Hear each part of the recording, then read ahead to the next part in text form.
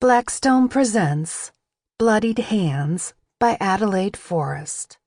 This book is read by Meghan Kelly and Patrick Zeller. For every person who has ever heard the words, "Don't quit your day job." Prologue. Ivory. 12 years ago. I smiled up at Matteo, watching the way his blue eyes lit with amusement as I giggled at him on the lawn outside our high school. Standing here facing me in the sun, he'd been teasing me about the shyness I still felt when he touched me, although I'd given him my virginity a week prior. There was no way I could feel anything but shy, not with the way his stare had taken on a new brand of heat. There hadn't been a repeat performance, even though I desperately wanted one.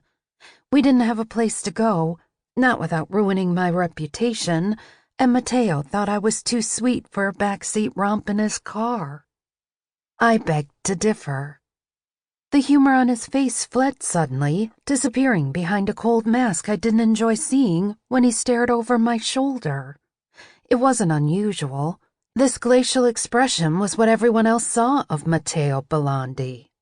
I turned his face back to mine and caught his eyes with my own. Then my smile slowly fell, leaving behind apprehension. He stared down at me with the same cruel expression, the one that he'd not once used with me. "We should talk, Ivory." Even his tone had cool, no life to it. His humor of only a moment ago a thing of the past. Ivory. Not his angel, but Ivory.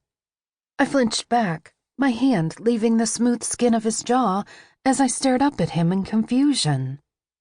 I couldn't think of what I might have done to cause such a change in his mood. "What's wrong?" I whispered.